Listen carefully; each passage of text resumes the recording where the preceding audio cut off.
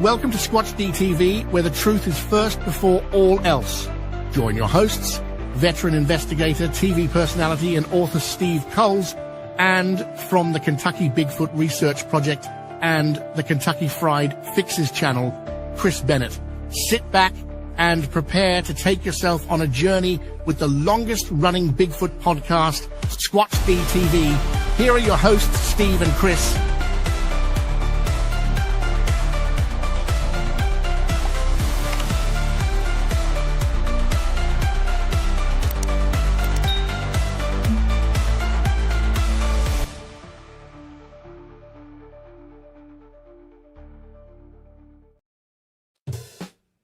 Hey, it's Sunday, it's Snowmageddon. Yes, I hope you have all your bread and milk at home, folks, because the whole East Coast is getting schmackered as we speak. So anyway, I want to welcome everybody to Squatch-D TV for January 25th, 2026. I'm your host, your guide, the Squatch Detective Steve Kulls, along with the co-host with the most, Mr. Chris Bennett. Hello, Chris. Hey, Steve. Yeah, we got the most ice. I can make a joke there. I know you could, but I'm done. I'm not gonna. Don't do it. I thought Minnesota got the most ice. Anyway, welcome back, Tate. Our good friend Tate Anonymous on the show tonight, and later on, hopefully, if he shows up, we'll have Brent Dell on. I did send him the link to the Facebook account, so we'll see what happens. But boy, we got a lot of fun tonight. Yeah. Huh? But always glad to have Tate on too. Yes. You never know what you might get. And Brent if he shows up. That's right. We got to get Tate on the tequila diet. Oh. Boy, that would be a little high sodium, but it's all good in the air. Anyway, let's welcome our folks in chat tonight. First in tonight, Roy Longley representing the Lurkers. Hello. Roy. We got Mick, the mighty Mick in the house. Reverend Quantum Bigfoot. Brent.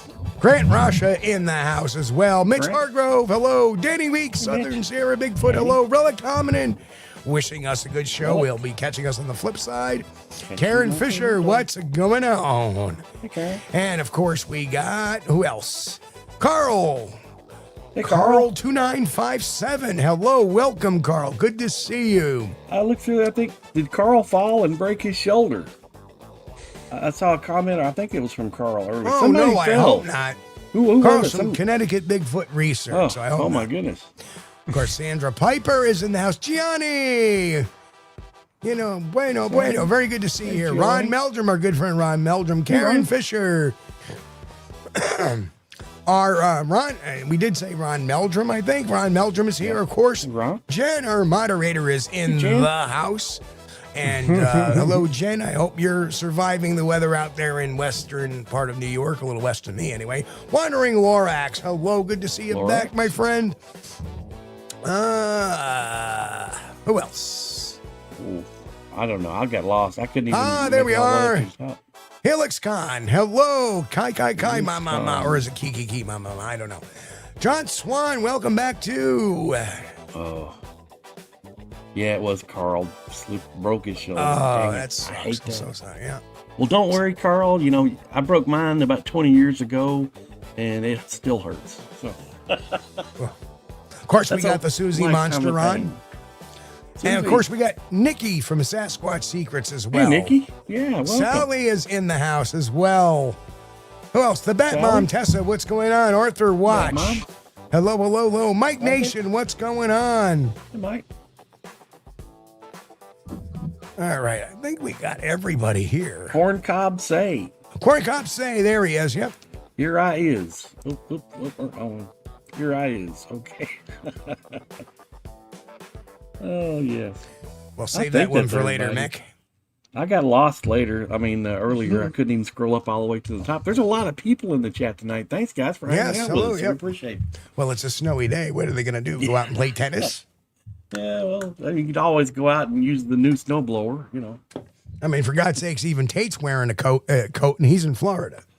It's actually really hot outside. It's just cold inside. Yeah, what's the temperature outside? Let me check. Stand by, everybody. Here we go. 74.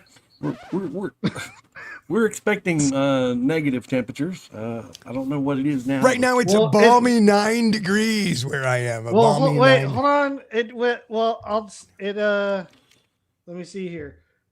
It gets 71 at 6 a.m. Oh, that's gosh. cold. Oh, jeez. Oh, that's terrible. I have to get my slippers and booties out or whatever. Oh, wow. I mean, we're at 15 right now, but supposedly it's going to get down to 0. Well, tomorrow it's supposed to get down to -1. Yeah. We got the negatives coming. The negatives are coming. That's good. Well, it's supposed to rain Monday, so if that counts as anything. Well, as we say, we have the local constabulary here in New York out in force, making sure the roads are safe for everybody.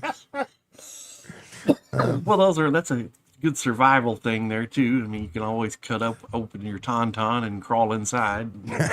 Yeah. All right, let's get at that one. Terrible.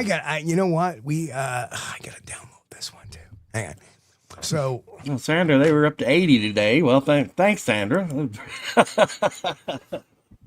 I could use some of that. So while we were doing the show wind up, I actually did a copy of the picture myself too. Mm-hmm. Ooh. Oh, okay. Using the yellow version of it from the Bigfoot Times. So before we start, let's roll into a couple of advertisements. We got to pay the bills around here. Pardon me. Of course, coming. I'm very, That's what she said. Yeah, she said. This is stuff. It's making me really effervescent. Shorty Hens, hello, and is in the house. So anyway, of course, remember your last chance here to get the premiere issue coming out in just, in less than a week, the first edition of the Squatch Detective Report. You can go to Squatchdetective.com and find out and just sign up over there. You won't get a confirmation, but you will be signed up. So I manually put everybody in the mailing list. So sign up there and you'll get the copy of it coming out on February 1st. So that, of course, you want to have any selected reading, you can go over to Amazon.com and pick any one of my 7 books and good stuff to sleep to. And finally, again, coming in May, we're going to be doing the Squatch-D University Mentorship Program for our member section. So if you want to get in on that first and be one of the first classes to get through that, coming in May, you want to become a member by May. So anyhow, that is our advertisements for the day or the night or whatever you want to call it out there. I call it a mess. But anyway, we want to talk about this post that Todd Gatewood posted. What was that, about a few days ago, Tate? Yeah, 4 days ago. Right. So in it, he posted this picture, which says, in my opinion, one of the rarest photos of Roger Patterson and Bob Gimlin. It is never shown and it has ever been seen in color. So I personally hand-colored it. It stands on its own awesomeness. Well, that's a really cool pic. Yeah. But there's some issues. Now, listen, we don't want to be too hard on Todd tonight. All right. But the statement of itself is not, I don't believe is very honest. All right. I'm not going to say he's necessarily hoaxing anything like that, or it's not, it doesn't fall into that level of seriousness. But, it goes to say that every time you have a conversation with Todd, if you don't agree with him, it tends to go south very fast. So that's the unfortunate thing. Yeah, I tend to agree. But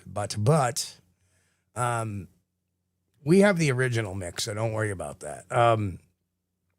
But yeah, so Tate, you want to talk me about this picture necessarily? Is what you saw, when you saw it and stuff like that, and you knew that picture a little bit. Oh, I've seen this picture before. It's so Todd. I will say Todd is right that I don't think it has been seen in color, but the fact that this isn't the picture, that would make it half true. Right. Not to only mention the fact I recognize that photo because it was on the October 20th edition of the Bigfoot Times in 2017. So that's the one that I had Bob sign and everything. So I recognized that. I was like, wait a minute, that is the same exact photo. But the thing was, it just looked smaller. I was like, I've seen that picture before. So I did send that to Todd. That was the one you're seeing right now on the right hand side. Yep. Jonathan easily colorized it and everything. Yep. And then I got it. I made a duplicate of it and then made the duplicate of black and white. And then Todd and I were having a conversation. I sent the black and white enhanced one to him. Todd did delete the photo after I sent it to him, by the way. Hang on, Sally. We're getting to it. Don't worry. So he took the photo down after he saw that and he color graded it and everything. And he did send it a color graded version of that one on the right, which I thought really looked good, honestly. So we do have some provenance to this picture. If you look at the actual copy of the Bigfoot Times, this was posted by Daniel Perez, who of course writes the Bigfoot Times, the longest newsletter of all times in Bigfootery. I had a subscription for a couple of years. I got to get back to it again. Great to have, they're great little reference newsletters too. And the description on this is photo debuted to the modern day Bigfoot community in 2017, just in time for the 50th anniversary of the Patterson-Gimlin film. Now, mind you, this is in the October 2017 episode. The truck on the right belonged to Bob Gimlin, and this image was likely taken in May of 1967 with Roger Patterson's Bigfoot sign prominently displayed. The man to the right is likely Roger Patterson. The others, I am not certain of their identity. So no, it's not Bob Gimlin. It's not claimed to be Bob Gimlin in any of that pictures. The VW camper bus seen in the background left was owned by Roger Patterson, to the best of my knowledge. When Bob Gimlin's truck made the historic 1967 trip to Bluff Creek, this large bed compartment equipped for transporting horses had what you called a cab over, a sleeping quarters for Roger and Bob. Image courtesy of Bob Gimlin, but Bob is uncertain who took the photo. To the right is a man ahead of his time, Roger Patterson, sometime after the film was taken, talking about Bigfoot in the late 1960s. May have been like talking about a cell phone in the mid-1970s, and image courtesy of the Associated Press. So there you have it. Because in Todd's post, he said this picture has also never been seen before. Right. So that is it came from the Associated Press. So it got shown from somewhere before. But the picture, it's very true. The picture Todd showed did not necessarily, it was not necessarily shown before. Let's take a look real quick. So we have a little bit bigger, and this one we got kind of the comparison of Mr. Easley's a redoing of the picture you see in yellow. As you can see, the Bob Gimlin has been removed. And as you can see, there is a picture. And we can show that a little bit bigger there that way. And we're gonna have many more breakdowns of this. Yeah. Mick says, "Where's Bob Gimlin in that photo?" It's not sure if he's in the photo. It's John Hamm, guys. Yeah. Okay. Yeah. Even in the original picture, it does not look like Bob Gimlin. So it's Roger Patterson. That one, it's Roger Patterson on the right. The rest of the guys unknown. And again, this is 5 months before October of 67. So this is before Roger, and Bob got together on this particular mission, the October mission. This was sometime before that. Yeah, well, about 5 months or so. So yeah, it's not sure if Bob was along on this particular expedition. I mean, he could have even taken the picture for all we know. Or does it say? He says he doesn't remember who took the picture. So I mean, it could have been Bob. Could have been Bob who took the picture. But then again, Daniel Perez says the photo credit Associated Press. So could it have been a press photographer that came out and took that picture as they go out on their expedition. Well, I mean, it could have been because knowing Aldi Atley, if he was funding it, then he might have wanted press. Yep. So again, we don't know who took the picture, and no, Bob Gimlin is not in the picture. All right. Let's make the... Hey, you got to clean up on aisle 3. No. There's nothing suspect. It was taken in May of 1967, not October. Yeah. This was not the film expedition. This was before that.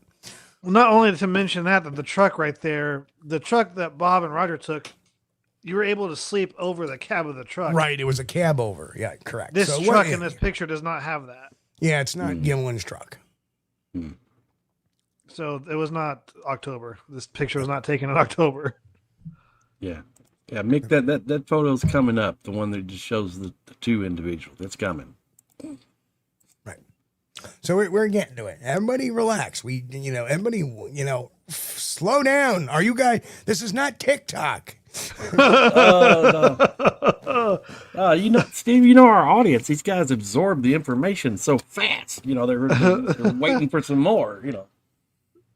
We're speed fooding to the bottom of this. Yeah. No. Bottom of it. Tessa, Bob is not in the picture. Oh, okay. I was hard to hear. But people keep asking in chat, "Where's Bob? Where's Bob? Where's Bob?" If we give you the answer, we're not even going to have a show. It's already right, yeah. And good night. So that's my favorite comment. I like that. Yes, this picture may have been taken by Stanley Kubrick. Okay. That's good.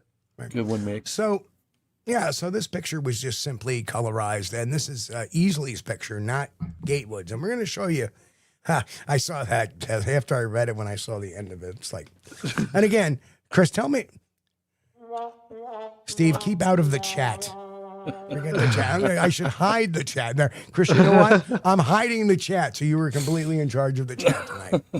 There's something you want to put up there because I keep misreading stuff all the time because I'm like, I'll take care of it. All right. Anyway. Oh man. Where were we? Oh yes, the presentation.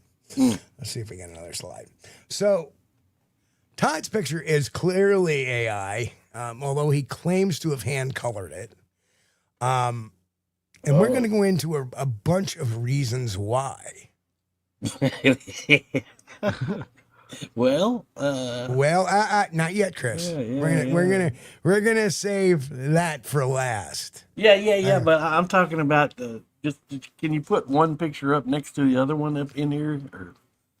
I just did. Well, there you go. I have that, but we're gonna do that in a little bit. There you go. Okay. Right.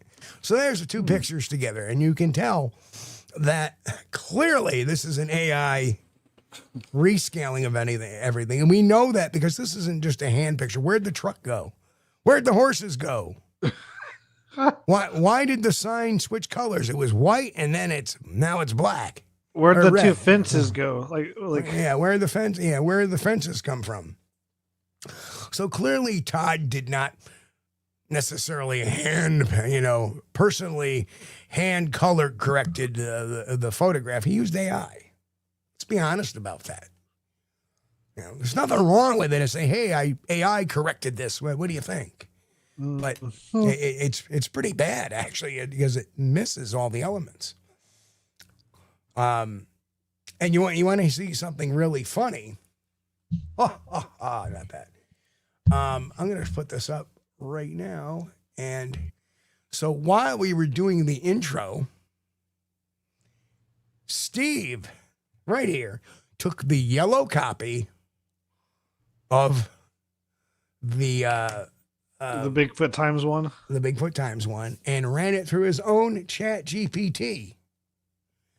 And this is actually what we got out of it. So I don't know what program Todd was using. I mean, yeah, the faces look a little off on this one now. But yeah.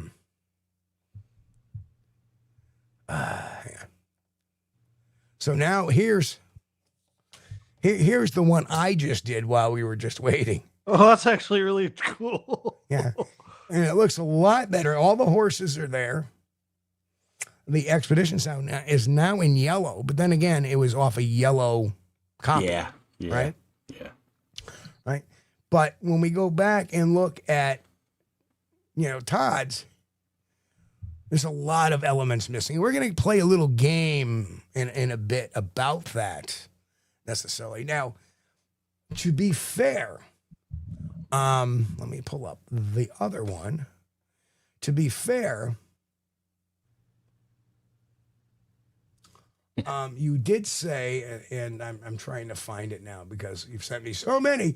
To be fair, Central Kentucky Bigfoot, yes. That's exactly right. What's that? But Todd did send you.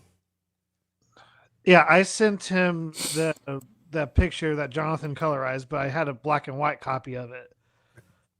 I sent that to him. And he did a really great job. Yes. At redoing the one Tate sent him. I mean, I'm not going to lie. I did tell him I liked the top one. I liked the aesthetic of it and everything. I thought it was cool. But I knew it wasn't the real picture. and that was the one, when you sent that one you had to Todd, he came back and sent you this one. Oh, that's great. And that one is great. That one looks really good. Yeah, it looks really good. Great work there. That's the one he should have posted. Yeah. Not this one up here in the upper left-hand corner. Exactly. Right. And we know that's not a different picture. The horses are in the same position. The two main characters there are supposed to be. For some reason, he thought they were Roger and Bob. But, even Daniel Perez says, we don't know who the people in the picture are other than Roger Patterson. So, kudos to Todd for that anyway. That's good work. Why couldn't he have just posted that one?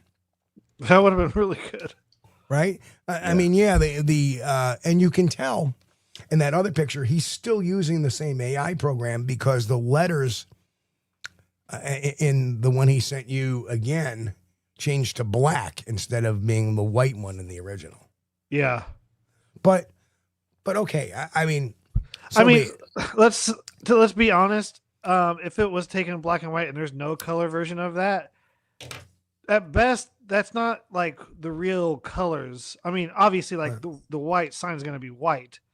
Like certain colors are going to be certain colors, but AI is doing it to predict. The Bigfoot expedition seems a little off color, a little bit from the white. Yeah. Right. So I'm thinking that ChatGPT actually got that one correct and colored it yellow. Right. Yeah. That's what I mean. Like, but the other colors, I think, is just a guess. Yeah. Yeah.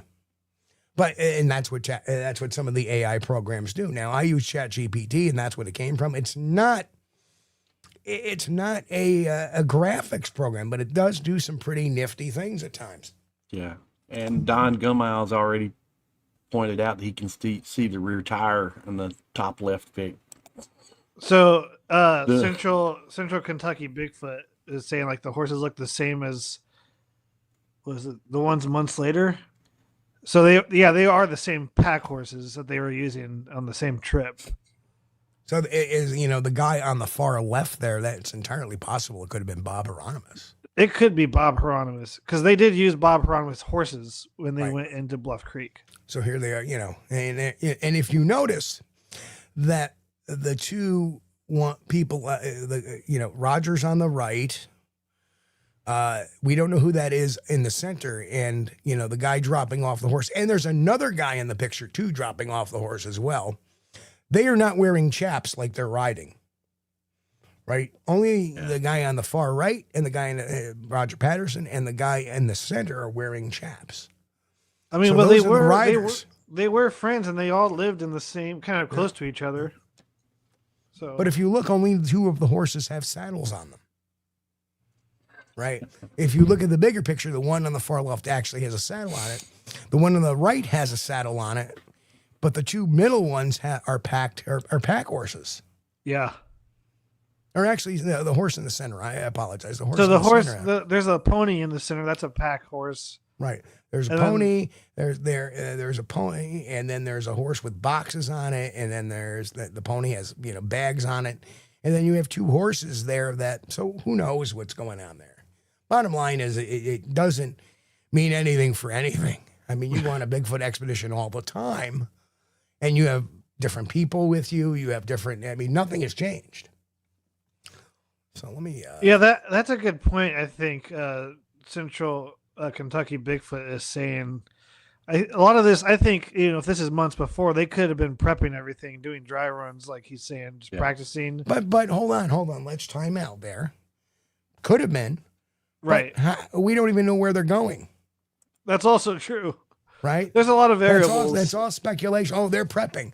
So what I'm saying is if I go out and film a Bigfoot this spring, does that mean the pictures from the fall, I can be accused of prepping the area and staging it? Right. I mean, it's just that you're grasping at straws. Don't grasp at straws for either argument, right? Because that's all it is straw grasping. Well, it could have been this. They could have all took their horses down to the market and had a root beer float. We just don't know, right? They're already everybody has already picked this photo apart, Steve. Jim says, "Why does the brown horse have 5 legs?" Exactly. Yeah. Good one, Jim. That's right. Yeah. Good eye. Yeah. Yep. And we were going to get into it, but let's there's texture consistency. In your original by Easley, the wood grain canvas leather will have uneven natural texture. You see water, dirt, compression, folds, and randomness in the Todd Gatewood image. That one, the short one, we see textures that are overly uniform. Wood planks, repeat grain patterns. Canvas packs look smoothed, stylized. And this type of smoothing is actually a classic AI artifact. Edge behavior. In the picture we see is the edges have unnaturally crisp and in some areas oddly blended in others. This is why you get a 5th leg on a horse sometimes. Some overlaps fade instead of, occluding properly. And AI often struggles with correct depth ordering and occlusion. Again, this is the reason why you have 5 legs. Mm-hmm. I did the same thing. I did because we'll get into it later. Yeah. I think you're going to show the photo. Never mind. Yeah. Lighting logic, and the lighting appears to be homogenized. Faces are evenly lit despite different head angles. Shadow contrast is reduced in a way typical of AI enhancement models. And then we have color choices. In this particular picture, the color assignment looks interpretive rather than derived. Shirt colors appear selectively saturated. Horse coats have, and that argument to me, let's say Todd did hand color correct some of those. All right. But obviously he may have AI'd it and then hand color corrected it. But whatever the case, because obviously we know this is an AI gen. The 5th leg gives it away. Right. Yeah. Right. The suggestion generation rather than mapping as far as the color choices. So again, if he was hand doing it himself by hand, but then again, you're on a computer, so you're doing everything by hand. You know what? Let's give Todd the benefit of the doubt. Maybe that horse was just really well hung. No, it's got a hoof. Hey, he's packing, man. And it is a pack horse. Matt, they do appear to be tall looking in the photo, but actually Roger Patterson was between 5'2" and 5'3". I went and looked it up to make sure. Yeah, he was short, really small. We don't know the other guys. Bob Gimlin's like 5'3", 5'4". I stood next to him. Yeah, they're not tall guys.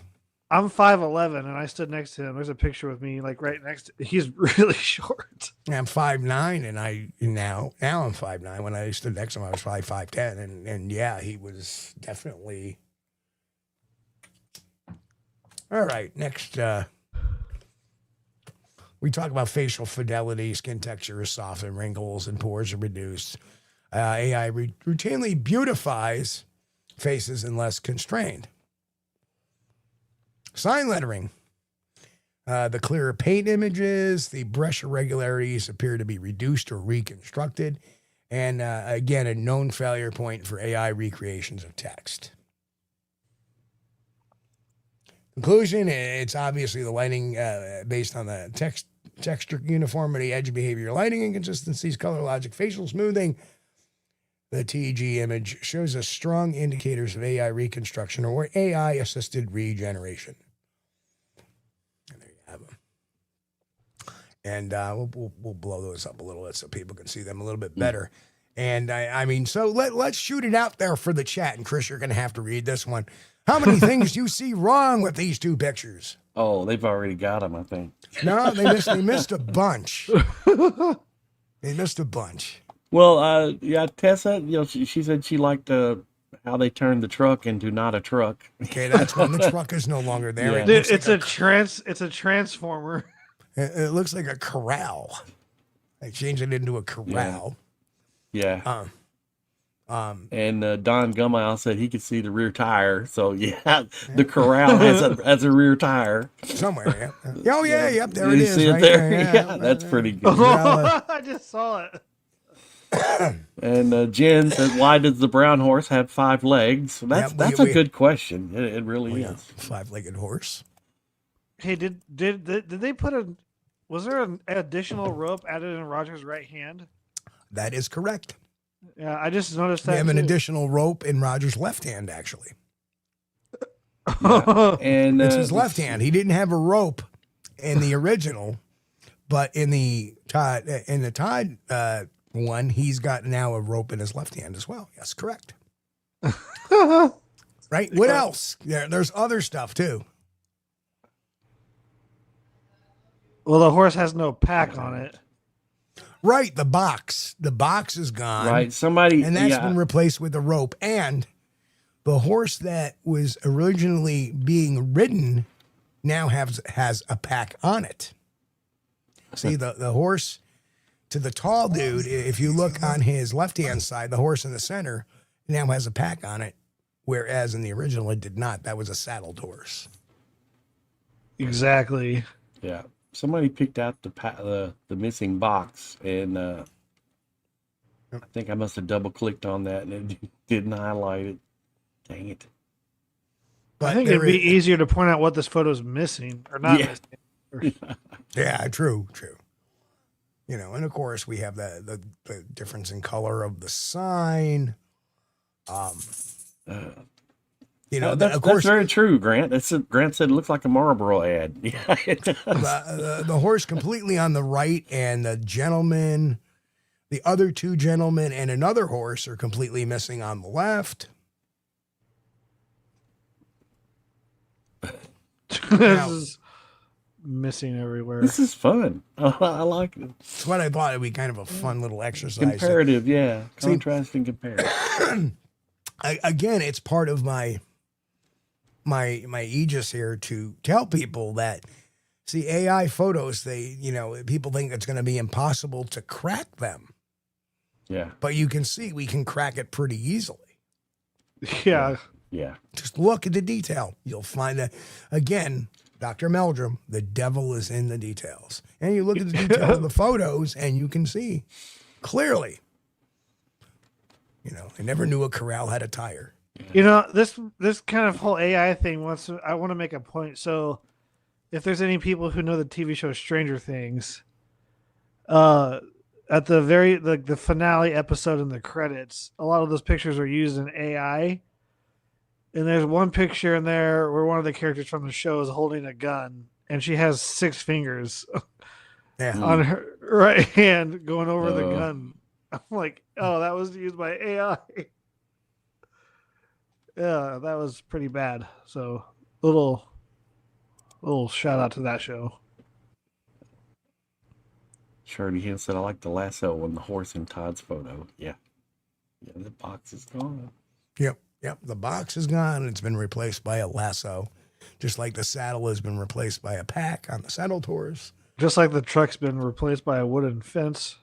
Oh, yeah, well, it looks like a corral, like you would be in a corral, but it's not a corral. I don't know why it did that. You know, you can actually see like the truck cab behind the corral, actually, if you look closely in Todd's picture. Oh, it's Look kind at of the like very a, extreme right, you kind of see a white, oh yeah, it's very faded. very faded in the background. I got this one earlier when Jen said, "Why does the brown horse have 5 legs?" But I missed this one. Shirley Hintz had a reply to Jen, said, "Jen, yes, it's a special breed. those 5-legged horses run faster. They're more sure-footed." Yeah, if they break one leg, they got another one to rely Exactly, upon. yes. Yeah, exactly. So if you can break a leg in a race, you can just continue on. It's also a special rock climbing horse. So, Look, Grant points something out too that I hadn't noticed. So you can see the trucks through the fence on the right and the left. Well, on the left, I don't see the truck on the I left. see a windshield on the right. Yeah, that's what I was seeing. Yeah, on the right I see it. And the left I see like a gate, almost like another fence, like a white picket fence way in the background. Yeah, I definitely see a windshield And on the right side. There's been some sky replaced in there, thrown in there too. But yeah, quite. Wait, now. It does actually. Yeah, Jurassic Park vibes. Yeah, let's pull up. Here we are. You know what? Let's do this.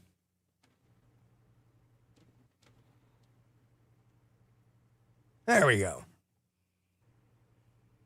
I don't know why I did that in the first place. Yeah. So now there it is. What else can we see about it? I mean, we've looked at the other picture. Yeah, Jen said, no, Sally said now Roger has more rope in front of his left leg than old Roger did. That's strange, isn't it? Yeah, like what are they doing with all this rope? Wait, do you see the rope on the left leg? Yeah. It looks like a hanging rope That's almost. weird. It Yeah. just goes straight down into the ground. Yeah. Yeah, there's same thing with the guy in the center. You see rope going right straight down to the. Well, And, the guy on the left looks like he's holding just like a pretzel, but like it's just. Well, the if you dough that also hasn't been look very cooked yet. closely too, this rope is standing straight up out of the ground. Yeah. Well, Bat Mom says there's a dog. I have missed the dog. I cannot see the dog. Where's the There's the dog? tire. Yeah. There's the fifth leg. Uno, dos, tres, cuatro, cinco. There's the pack on that one. It's a saddled horse, not a pack horse. And of course, the box is missing here. Yeah. And We got a nice rope. kind of so- looks like That's the actor John Hamm. that's right. At least Roger looks like Roger. I'm pretty sure that that is Roger. And the pony looks like the pony. yeah. And of course, the sign being changed. Now let's take a look over here. You can see part of the cab of the truck over here on the far. And then over here, like I said, well, maybe you see part of the truck there, but that disappears at the next fence post, and you get this wooden picket fence in the background. you know what I trees and just- sky. You know what I just thought? But you have these lines here these posts that go to nowhere. They and they end. And they I end. wonder if he. I bet maybe it was like a picture that he overlaid, like he's already an actual real picture, and then he somehow cut Roger and Bob and these pack horses out and overlaid at that and did an AI thing. Well, it's very easy to do like crop it and then, do a background removal. But that doesn't, usually if that happens, what would probably stay is the cowboys and the horses, and all the rest would be gone, including the Bigfoot sign. Yeah. True. Right? And So it doesn't look like a Backman. Matt says, what's the point of analyzing these photos again? It's just to help you identify AI. Well, that's part of it. The other part is that there was an egregious claim made. Yeah. And That this was the unseen. It's never been seen before or in color. right. which this photo was in the original photo. This is, and then I hand colored it, Yeah, it actually debuted in Daniel Perez's Bigfoot Times of 2017 of October. Right. And you know when Todd, and what's the point? You know when Todd Gatewood says stuff like that, there's going to be a bunch of people that are going to run with it. Yeah. Right? So, like I said, our big thing here is to correct misinformation as well. And I'm not saying this is the most egregious of things, but it's a very interesting topic. And what we also want to talk about, too, is illusionary superiority and the like of that. Because, Tate, you know, you had a conversation with Todd about these, and we're not going to post the conversation here on the show. No. But as usual, a lot of people don't know this. I had a conversation with Todd a couple of years ago when we did that reconstruction of Patty's face. Remember when he was working with M.K. Davis, which he is now, and luckily and smartly has dissociated with M.K. Davis and the massacre theory, which is a good thing. Yeah, but massacre theory. Jeez. But a couple of years ago, I had this conversation with Todd, and then I disagreed with Todd on something, and he went from 0 to 125 miles per hour in under 3 seconds. It's actually true. And Tate, tell me about your experience with talking with Todd as well. I mean, we had a good conversation, and then yeah, you just start off with a good conversation. Yeah, I sent him. You know, I told him I liked the picture, which I did, but I knew it was not the real one, so I wanted to kind of to see if I can get something from him. But he knew I was kind of playing out a game, so it came clean. It was like just being honest with him. And I was like, okay, so we're on the same page about that part. So we can just be honest. And I felt like the conversation was going good. And then I sent him the AI black and white that Jonathan enhanced, Jonathan Easley. I was like, oh, this is the original. But, I wasn't like claiming like this is the original, but right. Simple mistake. Anyway, Todd apparently did not like that. And because later in the chat, he kind of went off on me. He's like, oh, you're sending me like AI enhanced photos and claiming they're yours and stuff. You're going back and forth till you get the thing that you want right and everything. Which that's not verbatim, but that's close to what he said. It was just weird, man. Let me pull up the original. Yeah, I think Sally's got a good point here. She says most people are not precise in their language. In his mind, hand-colored probably included use of AI instead of specifically, mentioned it.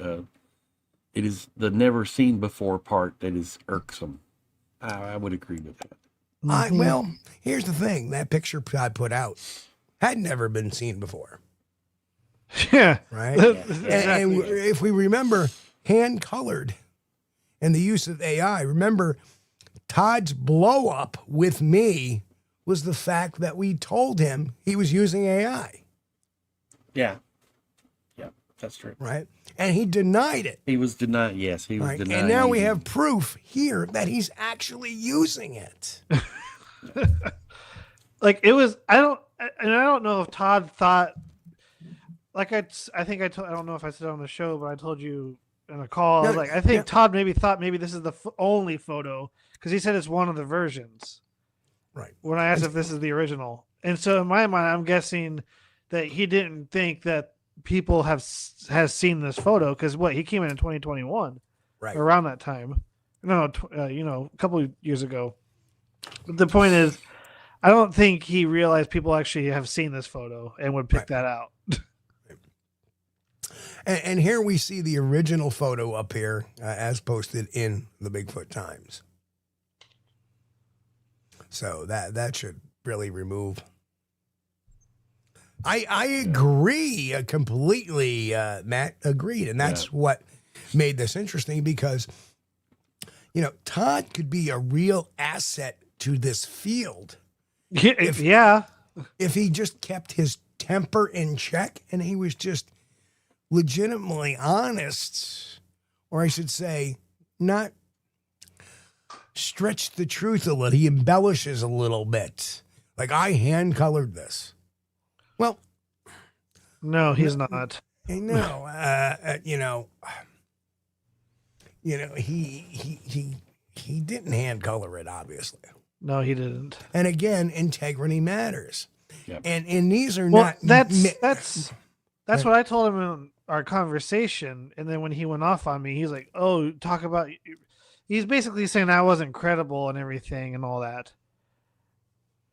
And like, I'm not the one posting AI enhanced photos and claiming this and that. Right. I mean, here's the original post again, and.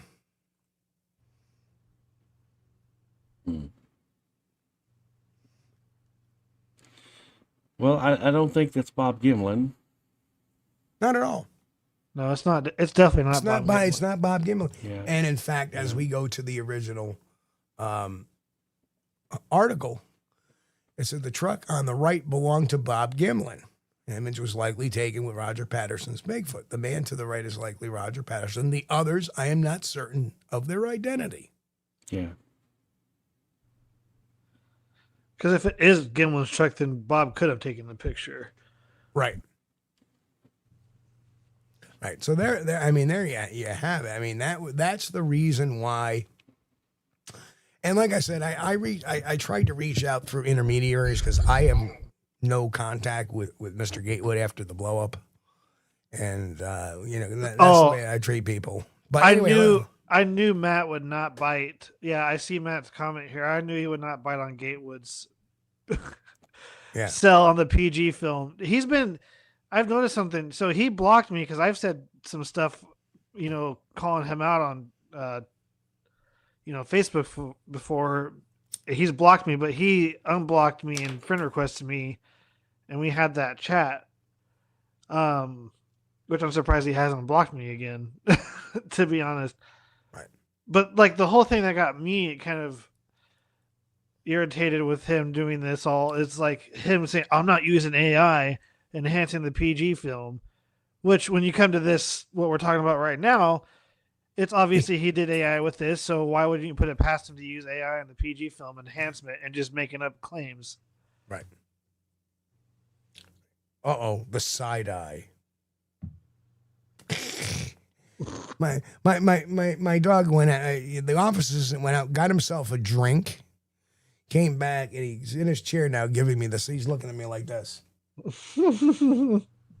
Waiting for his treat, obviously. Yeah. He is, and he knows I'm talking to him. And he's just I'm trying to find some information on Bob Gimlin's truck, and it's never, the exact make and model is never given, whether it's a Chevy or a Ford. Right. It certainly looks like a Ford in that pic. Either that or an early GMC Chevy. So something. Here's my issue. I think Gatewood could be a great asset to this community. I've always said that.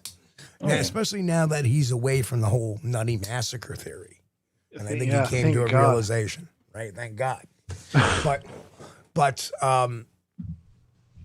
he's got, even Gatewood's too smart to fall for that. To me, again, somebody jumping into the middle of the fray with not being mentored by anybody. Nobody. Right? No, nobody took him under his wing and said, here. No, he came in like, I'm, like puffing his chest out. Yeah. And that, unfortunately, ruffled some feathers. Well, it didn't ruffle feathers, but it's like, who the hell is this guy?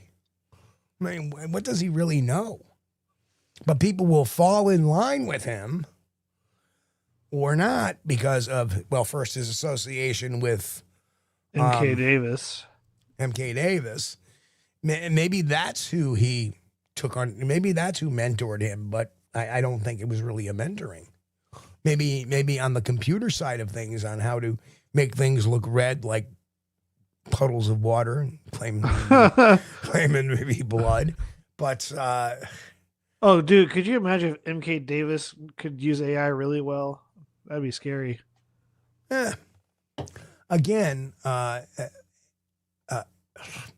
AI can like I said, is easily identifiable in a lot of cases. And here's a great example of, how we know that this is AI. It cracks me up. People know that's a tire there and everything. Right. Now, my question would be, all of these came to you via Facebook, correct? I saw this picture of Facebook. Yeah. Right. But, when he's sending you the corrected pictures and stuff, he never sent you the original. I dare say if you would ever get a hold of the original and run it through an ELA test, it'll show the layers in the photo because, again, very important to know that an error level analysis test will rip apart any AI photo because it's generated by layer. Yeah. So that's why it's really important to get the original. And could you put the one up that shows the truck again, Steve? The original. Working on it. There's the original. Yeah. Okay. And I want to use the original. I want to use the picture he sent me makes sense of why you don't see everything, but because, like I said, I don't think Todd knew that picture was actually he said it's never been seen before, which is also not true. And I don't think he realized that. And so I think the picture he found, I mean, did he find an AI generation of it and just hand colored it? No, because he sent me a picture. He blatantly sent me a picture that I'm assuming he used, and it makes sense. Because if he had, I don't think he had any idea. So the picture he used, did it have all these other characters in the trucks in them? Nope, you barely see it.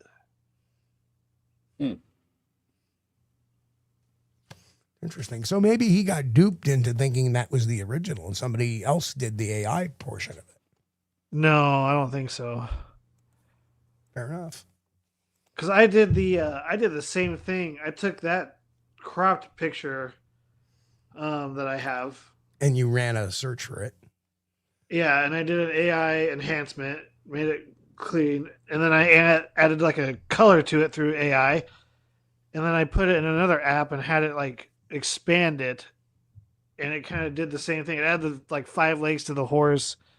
It didn't have a truck there, but mine's clearly AI.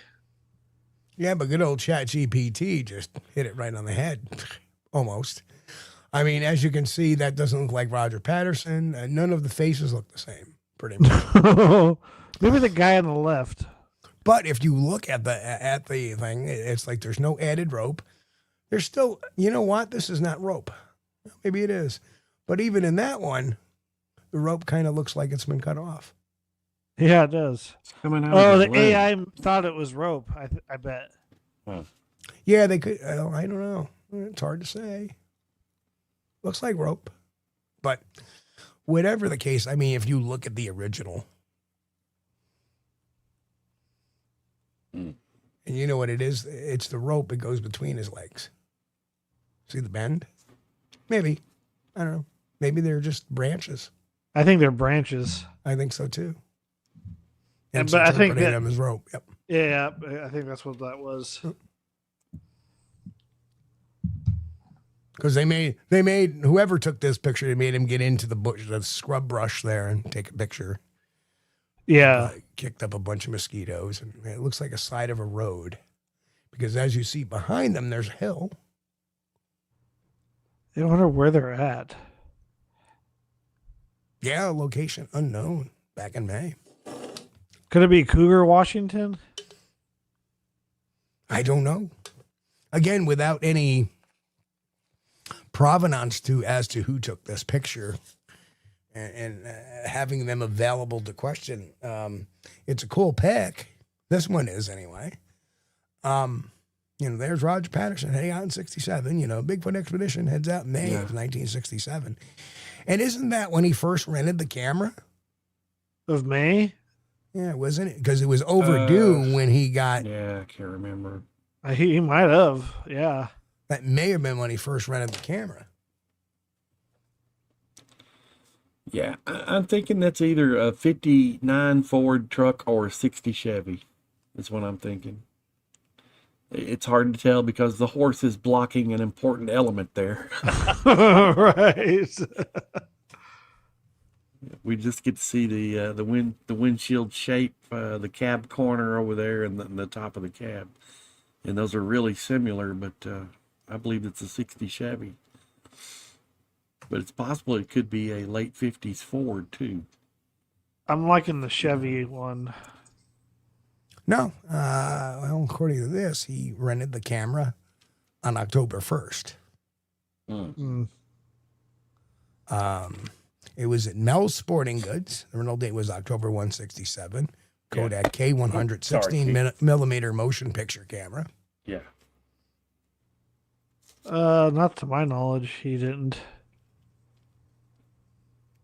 document his expeditions. No, I think after he got but he didn't take the camera back because he filmed the Patty footage, and which we can argue, well, was that the right thing to do? Well, obviously not. I mean, he should have went back and tried to make a deal for the camera, rather than just keep it, Right. So here's some more interesting things about the whole thing. Again, rented from Mel's Sporting Goods. It paid $27.50 for the rental.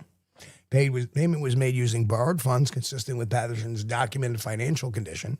The rental was corroborated by store records and employee statements later confirmed during multiple investigations. Yeah.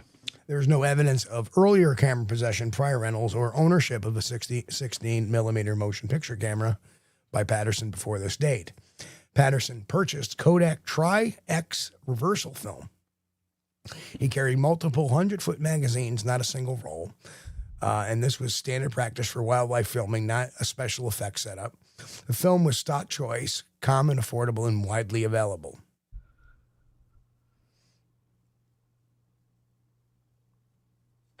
When Don asked that earlier about did Roger ever document his expeditions, I don't think he did, but I believe he did have his own script for a Bigfoot documentary that he wanted to complete. So here's some more interesting things about the K100. Why it's not necessarily hoax friendly. Has a fully mechanical spring wound camera, no motorized stabilization, no variable frame rate during filming, no video assist or playback, obviously. Limited runtime per wind, approximately 25 to 30 seconds per wind. Heavy, awkward to operate while mounted or handheld on uneven terrain. Yeah. And Steve, Nikki says, did you get that, compare that photo with the Yakima pic she sent you? Oh, I do not know, because let me look at my, here we are. And now Lori wants to know, is the picture supposed to be like Spokane? And I'm not sure the location is ever given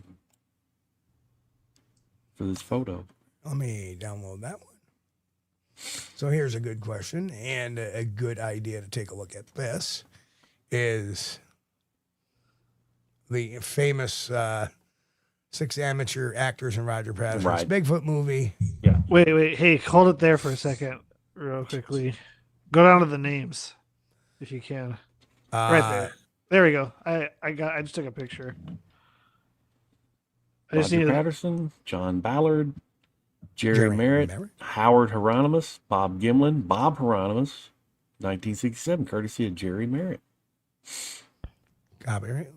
So, and there was some comments about earlier, and who was it that made that? Wondering, I think Texas Bigfooter,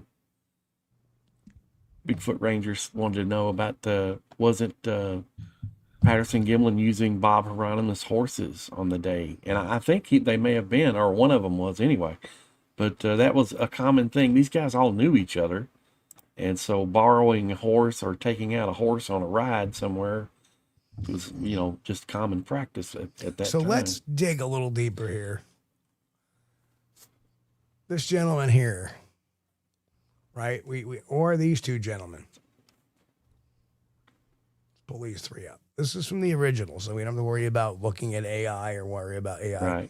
Right. So let's pull up that picture. I wish there was a way maybe I can split it. Hang on.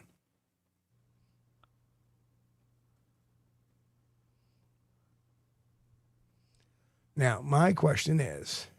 I got a really good copy of that photo I can actually send you. That's why I was like wanting the names real bad. Right. Yeah. Now, if anybody, I would be thinking that this here will be Bob Hieronymus. But if you look at the hat, it actually seems more consistent with this guy. Hmm.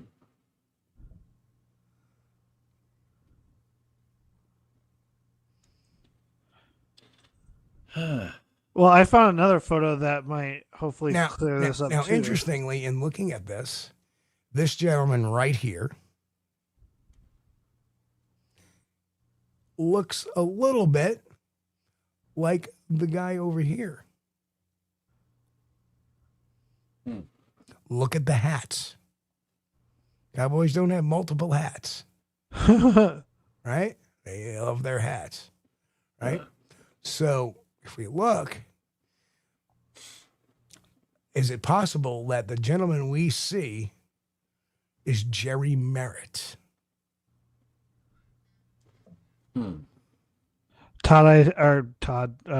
Steve, I sent you 2 pictures. So I like this little thing we got going on here. Okay, there's the better picture of it. And I think that one guy, so if you're looking, you can see the pictures. So the one of them all like kind of in a line. The guy's second to the left with a long hair. He's this guy with what appears to be Roger. Yeah. Hang on, we're scrolling through different pictures here, Eric. So you think the guy from go up this right. That guy. So I sent you 2 pictures. One more down. The guy with the long hair looked like Eli Watson. The guy with the Oh yeah, that's Bob Gimlin. Yeah, he wore a wig during those shoots. Well, I know after the film was taken that they paid somebody else to be Bob Gimlin to play an Indian, didn't they? Yeah.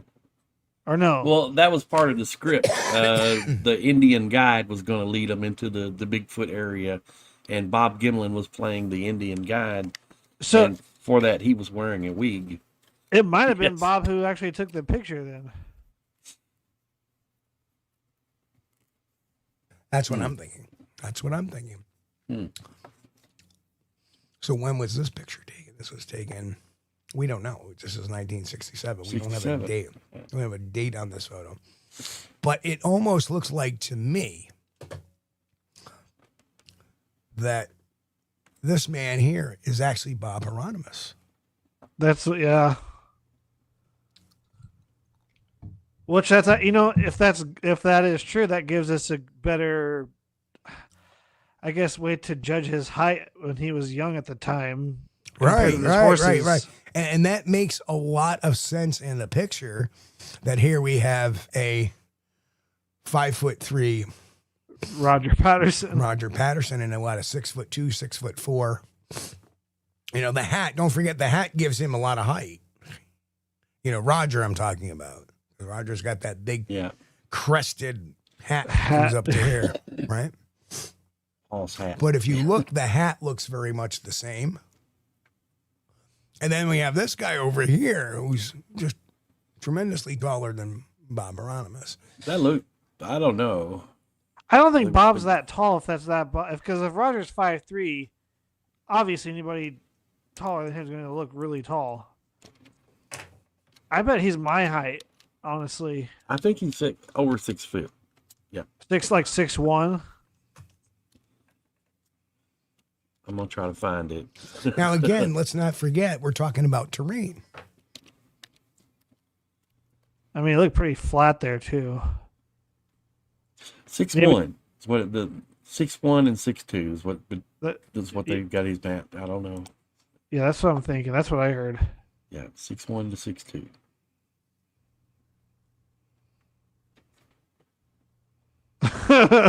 So he's almost a foot taller than Roger Patterson. That's actually that shows. Yeah, probably 10 inches or so.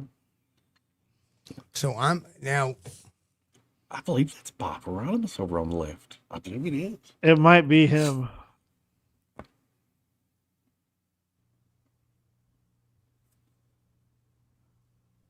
Hang on, I'm trying to find the original area. So you're thinking that the guy in the center of this picture is... That might be Bob Hieronymus, honestly. Yeah, certainly from this picture here, certainly does look that way. Because I know they used Hieronymus horses for Bluff Creek. And they obviously went to Bluff Creek for the film Roger was doing. So I guarantee you they were going to use the same loadout for when they went to Bluff Creek. The other guy could be Howard Hieronymus. Yeah. To the left, the tall guy? I was thinking the guy on the left was Bob Hieronymus, is what I was thinking. But no, that's my opinion. Yeah, far left. Not the one closest to Patterson. This guy. No, I think it is, yeah. Oh, wait. I'm lost. Which picture? Are we talking about this picture, guys? Or are we talking about...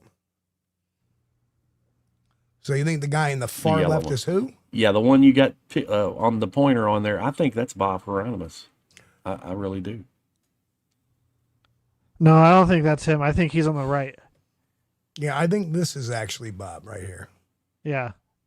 Because if that's his horses and he's riding with Roger, he'd be the only one wearing chaps. I know it's really hard to tell because it's a yellow picture. But does that horse look like it has a white stripe down his nose a little bit? It could. It could be the lighting too, but yeah. Yeah. It's hard to tell because in this picture, he's atop a horse with a very similar. Right? Who's after Jerry Merritt? Howard Hieronymus? Jerry Merritt, Howard Hieronymus. So this would be Jerry Merritt. This would be Howard Hieronymus. And it looks like, almost to me, that Howard Hieronymus has a mustache. Hard to tell, but it looks like I can't tell. Yeah, I can't to me, it looks indicative of a mustache. And trust me, you forget that my career, I spent 34 years interpreting and looking at film and video, getting physical characteristics. And the reason why is when you look at this picture from this angle or this thing, there appears to be a protrusion on the upper lip, which would be indicative and a little bit of darkening, which you see very clearly. There's a little bit of darkening, a little bit of something there that looks potentially to be a mustache. But Sally, that's what I was thinking. The guy in the middle doesn't look 6 foot. He looks maybe 5'6", 5'7". He's a little taller than no Patterson on the yellow.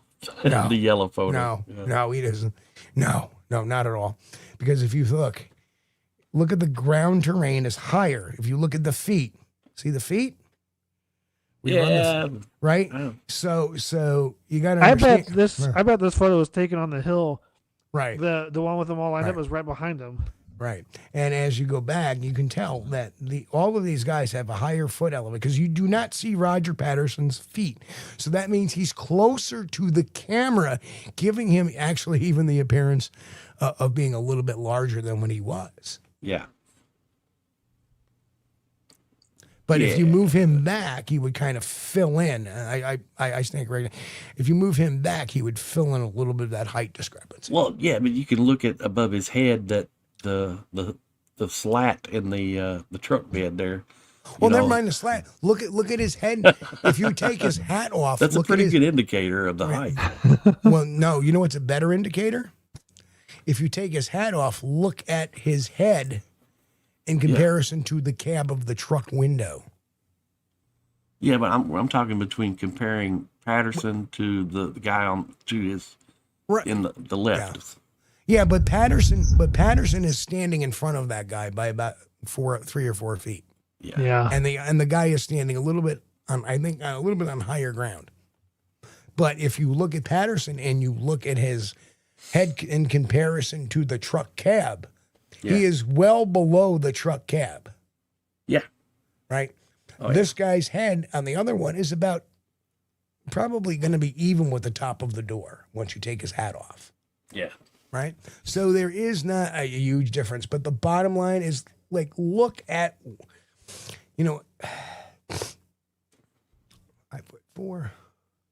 Yeah, see, if I'm how tall is Bob Hieronymus? For 6'1", 6'2". 6'1" to Perfect. 6'2", Yeah, perfect height. Yep, that is definitely, because in looking at this photo, if Bob Gimlin is 5 foot, so let's just say he's 5'3", right? What you're looking at is a person that is about 6 foot to 6'2". Yeah. Right. And I can tell you that straight up. Now the guy that's to the furthest, to the end, on the very far And left. it kind of looks like Bob's slouching a little bit. Almost. A little bit. I don't know what the hell happened there. Oh, it's black and white again. All right. And the picture disappeared. That was a Google image search one I found. Hang on, I'm going to take out that one. All right, so this gentleman here, is that Bob Gimlin? No. I bet it is. I bet it is. Too tall. Too tall. I think Oh. Bob. I'm pretty sure Bob took the picture. That's my guess. That has to So be my guess. if this is Bob Hieronymus, who is, let's just say 6 foot, 6'1", this guy would barely be about 6'4", Easy. right? That very well could be Bob Gimlin. But he's like taller than Roger. He's like almost the same height as Bob Hieronymus. Right or no? No.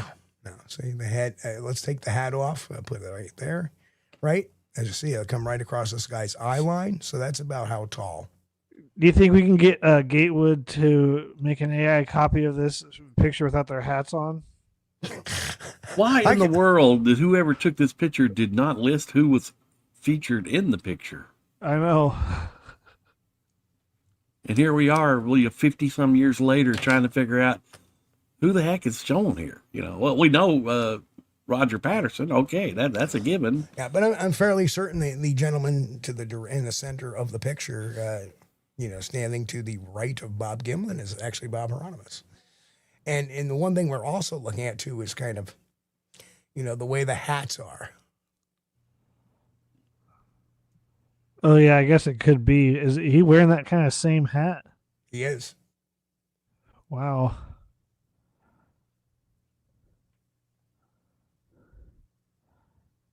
Yeah, he really does. Right, same kind of, And if you look at Jerry Merritt, kind of wearing the same kind of hat there too. Right? So I think actually this is not Bob Gimlin here on the I stand by what I originally said. I think that's Jerry Merritt. Yeah, I don't think it's Bob.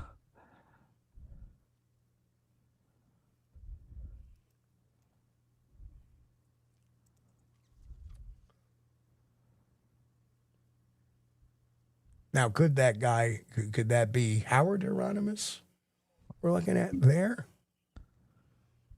Too hard to tell. This one we can't put a definite. I feel very highly confident this is Bob Hieronymus. I do too. I feel very highly confident this is Merritt. But him, I do not know. That's definitely Roger. Yeah, that's definitely Roger, without a doubt. There's only the only people you don't see in the photo is Gimlin and I can't remember who else. So either Gimlin took the picture. Gimlin and Howard Hieronymus.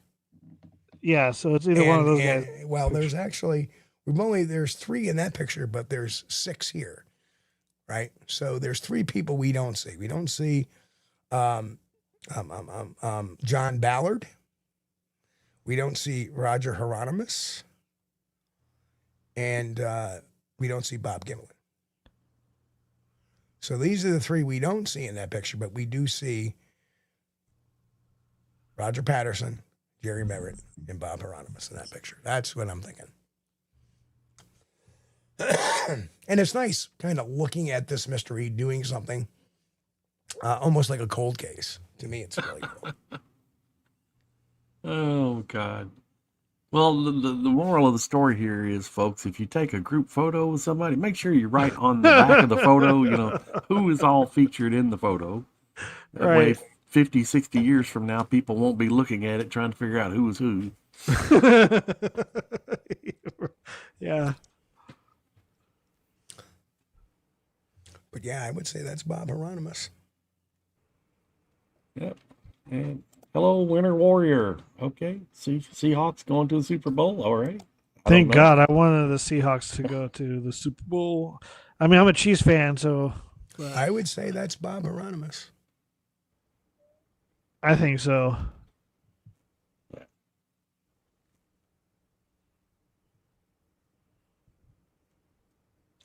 So, regardless, Bob Hieronymus does have a connection with Patterson-Gimlin, and it's proven connection because they used his horses and stuff. Well, or one of them anyway.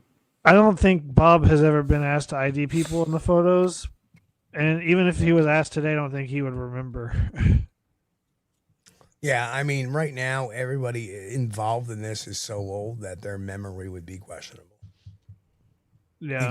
Even Bob Hieronymus. If somebody said, "Hey, is that you, Bob?" No, because he passed a polygraph. See? So he'd be right even if you asked him right now. Yes. I'm going to get his phone number and call him up. Hey, it's your nephew or grandson. Can you tell me what happened?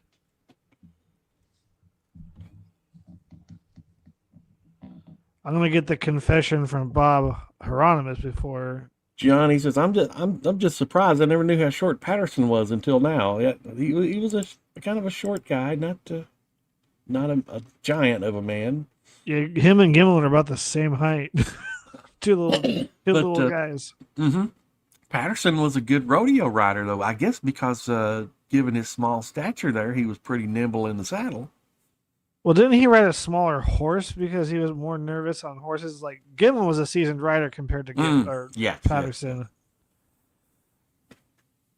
So I think any horse to Patterson's going to look huge. What was the name? Was it Chico, the name of the horse that Bob Hieronymus loaned him? Chico? Yeah, I think Chico. Peanut was another one. What was it? There was a couple other ones. Chico, Peanut. Oh, dang it. I'm going to try to look it up if I can find it. Chat, help us out.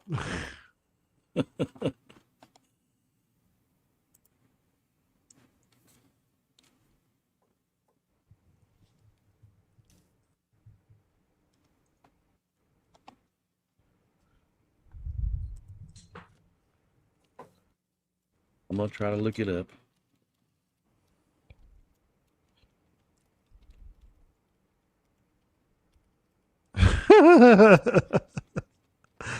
That never gets old.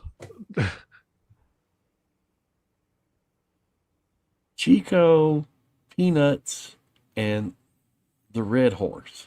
Okay. I don't know what. The Red Horse in his claim in the film was a hoax. Hieronymus alleged that the Bigfoot suit itself was constructed from the hide of a dead red horse. Oh, that's what Hieronymus' claim was. Yeah. He used horse hide. Yes. That's right. The photo says from left to right. From left.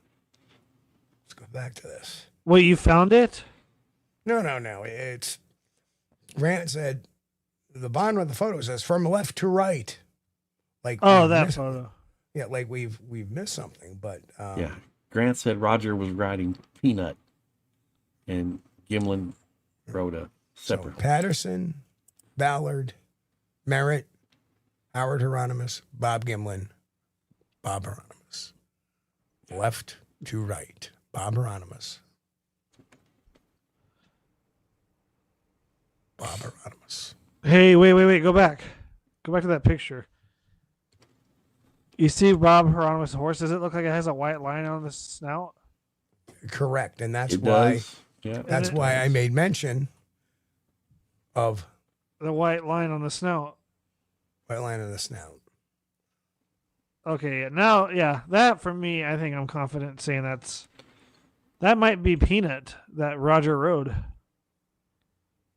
If it was Bob's horse. Oh, the one on the right. But No. you look at the AI one and it's removed it. But then again, there's a horse with a hard to tell. Hard. And this The is one on the AI, so right. you really The one can't on the tell right this does. one. Yeah, the one. Well, look at the one right. on the far left. It kept the white line. Yes. Mm. But Who knows, man? you don't know. But it certainly the hat style, the facial features very look The like white streak on the horse's face is called a blaze. Thank you, Gene. Jim, really? Gene. Is that? No, never mind. It's a blaze. Tate, I thought it'd be funny. that doesn't mean you blaze right now. Hey, I'm not. I plead the fifth. You don't have to in New York. You sounded like Chris Hansen. So you want to blaze? And Nikki says, well, you have to find the original use of the photo. You said Associated Press. So Well, the original use That's should what have Daniel Perez said it was. So I don't know. Yeah. The original use should have the names of the people, you would think. Yeah, we ran it through and it's not coming up. I feel like if Daniel Perez doesn't know, then we won't know. But I feel like we're closer to knowing than he is now that we discovered all this. Yep. Thanks to Nikki. Because, like, I saw that photo, and then when I saw that in the chat, I was like, what? I saw it earlier, and I kind of gave it a quick once. I'm like, nah. And then I started working on other stuff. But I think Nikki's right. I think it's like the same. It has to be a lot of the same people. Yeah, I mean, there's 4 pictured here. I mean, it's totally possible that, that maybe that is Howard Hieronymus over here. It's just so hard to tell. Yeah, that we can't tell. I'm pretty confident with Bob Hieronymus. I'm pretty confident with Jerry Merritt and Bob Gimlin and Roger Patterson, of course. Right. I am too. I second that. And this was taken in May of '67. Months before the film. No, 5 months. Well, that's what I meant, like months. Yeah. Several months. My only worry is that this kind of gives a little bit of credence that Bob Hieronymus could have been along on the trip. I mean, isn't there video of Roger and Bob coming down the mountain on a horse? Yeah, but that if let's say no, that was Bob Gimlin filmed Roger Patterson leading the pack horses along the side of the hill. That's right. Yeah, yeah. He claimed that was one of the only times that he touched the camera. Yeah. Because normally he didn't touch the camera. Because this picture is taken in May, Bob Hieronymus wouldn't even be there. That was B-roll fill-in, yeah. Yeah, see, image courtesy, the Associated Press.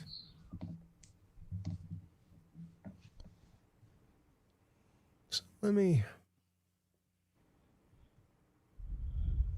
I don't know.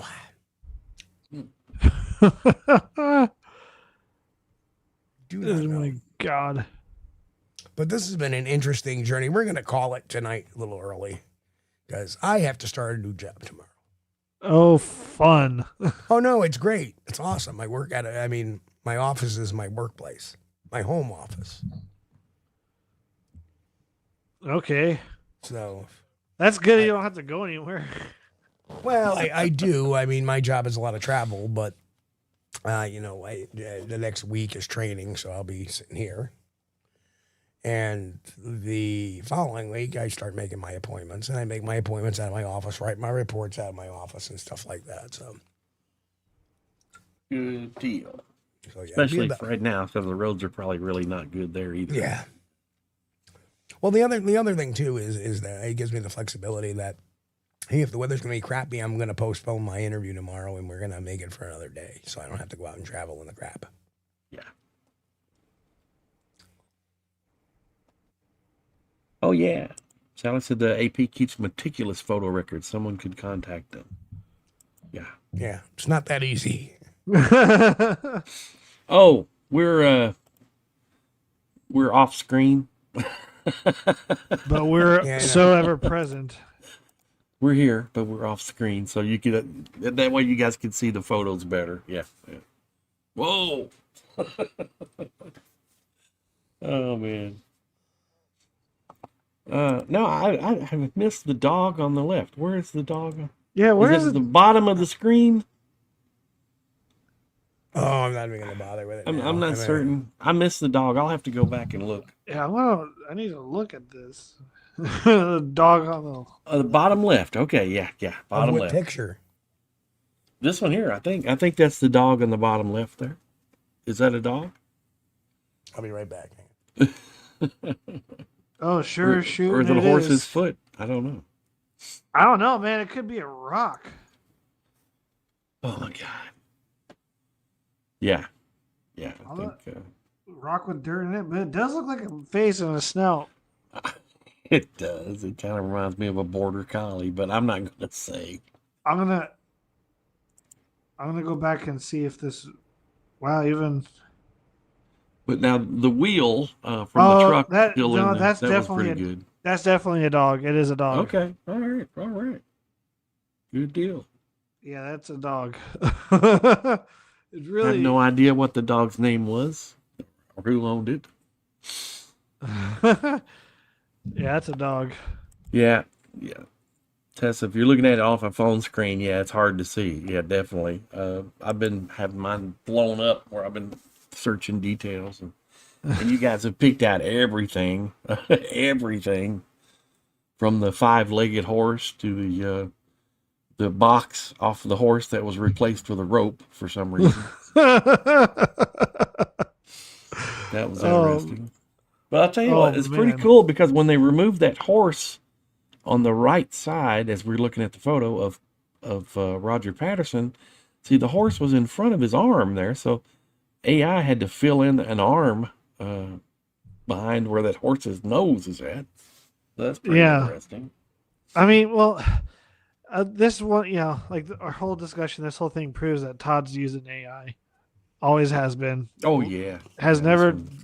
And you know what's funny? Because, like, Jonathan Easley, who did the coloration right there in that picture, we're like, dude, if Todd was, like, honest in the beginning with, like, oh, I'm doing an AI restoration of the PG film, I'd be all for that. Yeah. But I don't like it when he's like, oh, I'm not using any AI, and then, sure enough, you mess around, you play with fire, you're going to get burned. And he got burned here. Well, I don't see anything wrong with trying to clear up images with AI. That's fine. But I don't know why anyone would deny the use of AI, while they were doing it. That doesn't make sense to me. Especially when it's so easy to discover, like the fifth horse leg. Or a corral having a truck wheel. Right. Or through the gates of vanishing truck, a phantom truck. That's right. Yeah. Horses normally have 4 legs. That's true. I took a peek outside the door. Mm-hmm. What's it looking like? Horrible, man. Well, no, it's probably got about 5-6 inches out there right now. I haven't even checked, but I think the stars are out tonight. Well, the only thing I was worried about was when I looked out my window, we had a nice coating of ice on the outside of the window, and that is not good. Luckily, I don't think we've gotten enough ice that it is down to any power lines yet, because obviously I'm still here with power, But if we get much more ice, it could be time to break out the old. So no joke, Steve. I did notice that my park manager, when he's plowing the roads tonight, he did take the swipe behind my vehicles and push a lot of snow out behind my vehicles already, which was nice of him. Yeah, that was great. But on the other hand, now you're not going to get to use your snowblower as much Yeah. So. Yeah, I hate doing the driveway because it's a stone driveway. Oh yeah. So every once in a while, you go, Yeah. Yeah, we don't really get too much ice down here in Florida of any kind. Yeah. Bum, bum, bum, bum, bum, bum, bum. Stop. No, back in about 2007, 2008, there was a news article that came on a CNN or one of the Weather Channel or something. And these guys in southern Florida were like having a panic attack because they're like, it's supposed to get down to 35 degrees tonight. We may lose our oranges. And I'm like, I went camping that night. degrees. It was beautiful. I just hung out by the fire, very cold. Yeah. Well, okay, I want to say this. I know what cold is. 30 degrees is not cold. I'm just going to say that. But when you've lived in like warm climates for a long time, you get really soft. Right. Yeah, right. Yeah. And the same thing with living in really cold climates. Yeah. I went down to Louisiana. I'm like, whoa. What in the Sam? I felt like I was on fire. Oh, yeah. It was funny. It's like when you're used to the cold weather, like a 20-degree day is a t-shirt and shorts and. Oh yeah. Several years ago, I'm gonna go sledding in my flip flops. Several years ago, we had a guy moved to Cave City from Alaska, and the reason you could tell he was from Alaska is because it would be like 35 degrees outside. He was outside with no shirt on and in shorts washing his car. I kid you not. Yeah. I mean, true story. He was washing his car. Chris, 45, 40, say 42 degrees cold. Yeah, cold for me. Yeah. Not for me. I'll walk out with a light spring jacket on a 42-degree day where I may not wear a jacket at all. I want to be back. I want to get back to that. I want to get back to being used to the cold. No, you don't. I swear to God, if I ever get rid of the snow and the cold and I move to some place where you don't see that crap, no harm, no foul, no lost memories. I'll shake the snowman's hand, say, have a nice life. Well, after that deal in Florida, we were looking at houses down there. So I thought, man, if that's as cold as it's ever been on record, I want to live there. That was crazy. Florida, the land, as Nikki says, Florida, the land of the falling iguanas in the winter. I've seen it. Falling iguanas. Yeah, I've seen the iguanas down in Hollywood, Florida. Sally says my brother.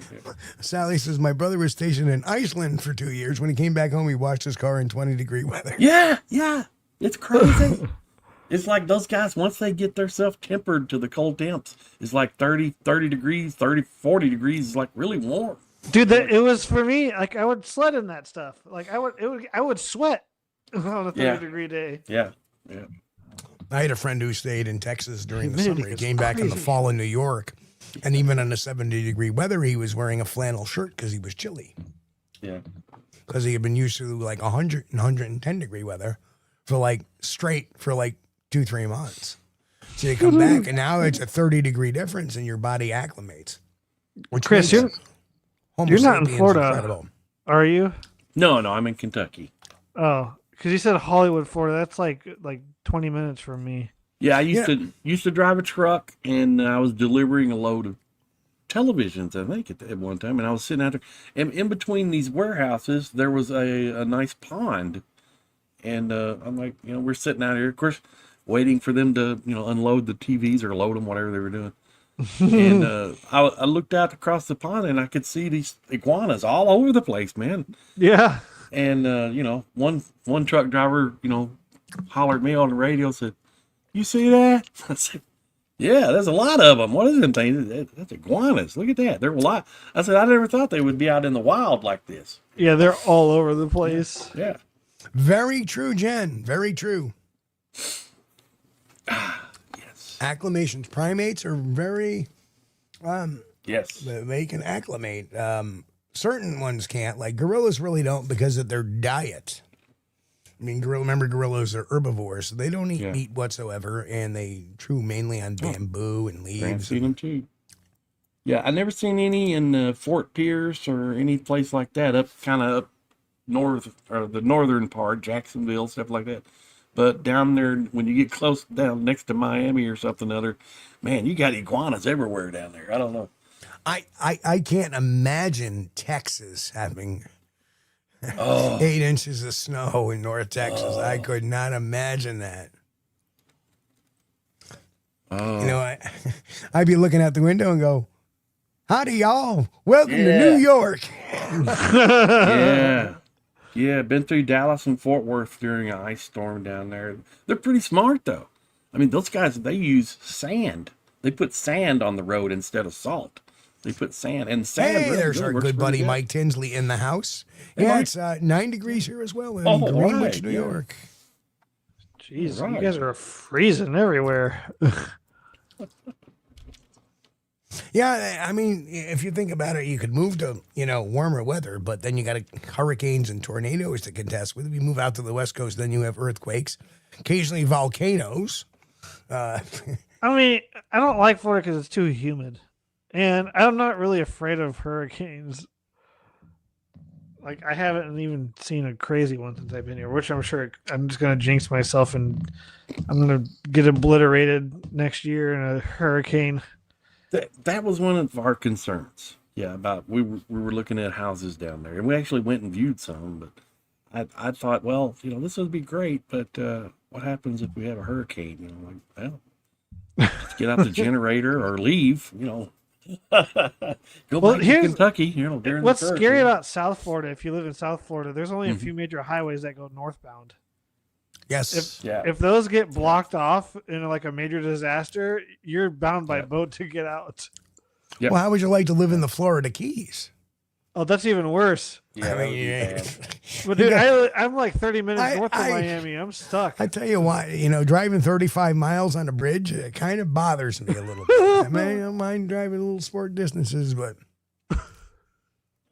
Texas Jack says Tate just beat Florida this summer coming. I just saw that. Oh man. Yeah.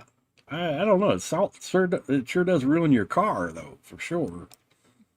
It will kill plants and stuff.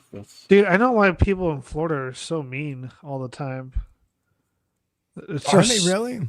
It's so hot and humid. Like when I get hot and humid, I get irritable. Yeah. And my work truck that I drive has no AC. So that summer, oh my God. And then with the bad drivers, dude, just pray I don't have a loaded gun in the car.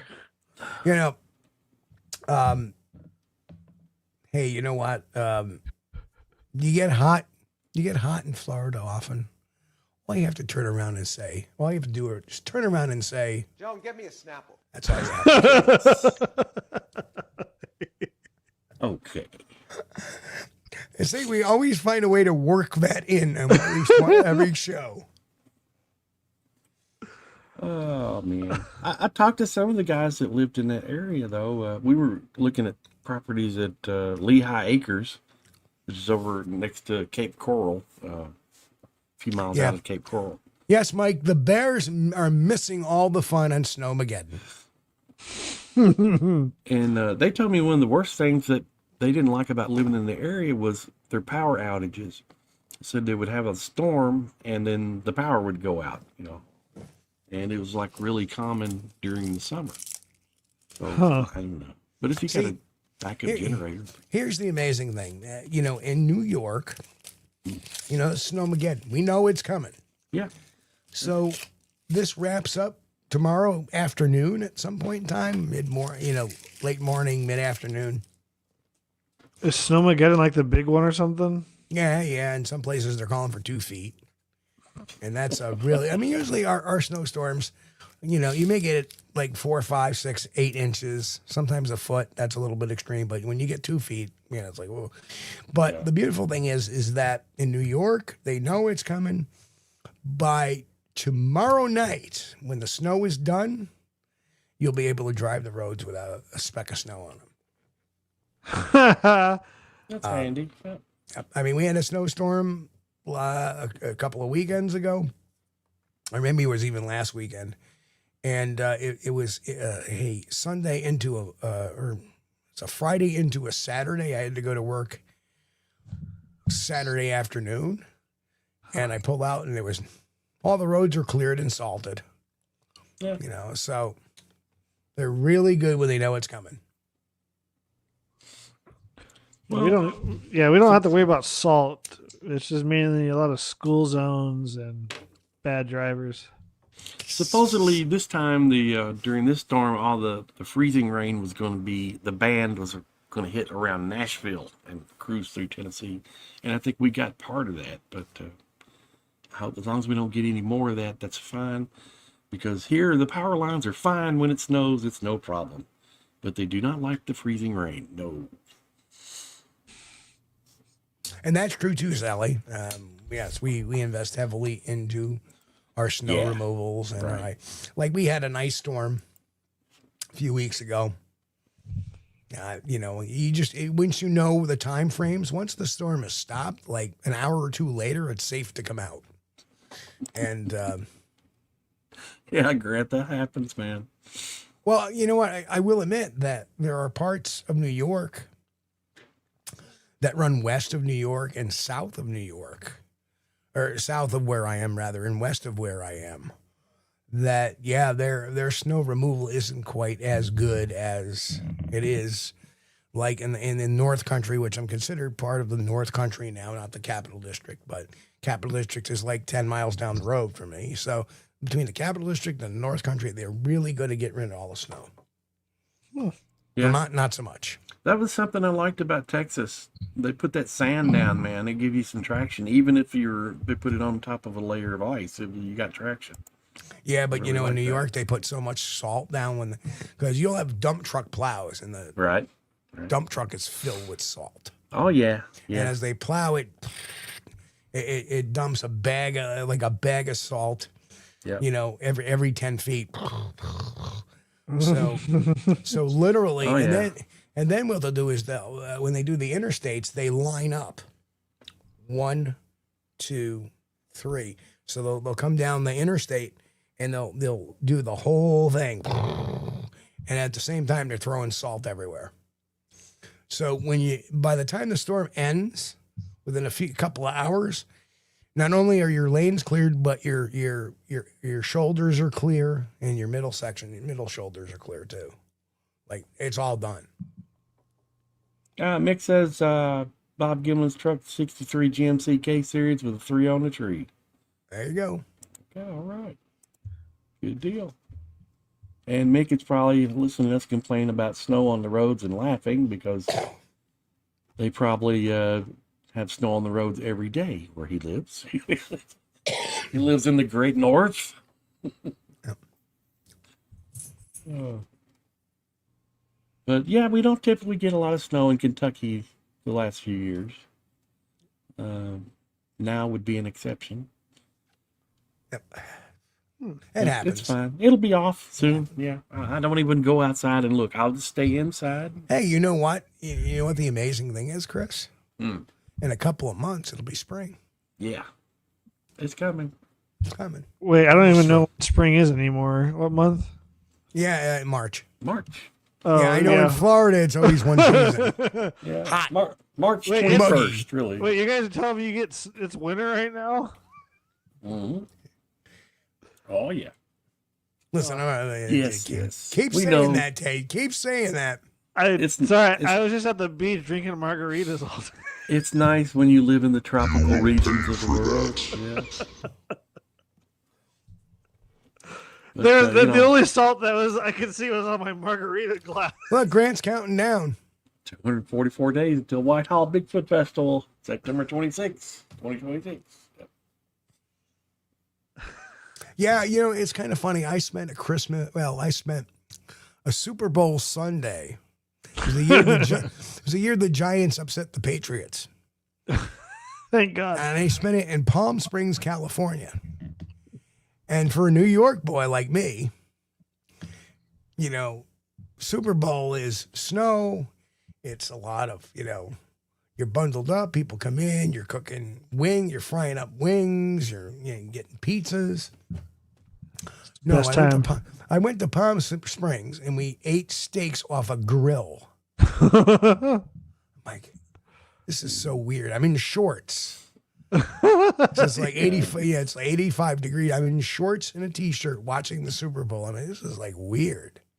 Dude, now when I go up to like the Midwest during the winter, I'm like, everybody here is weird.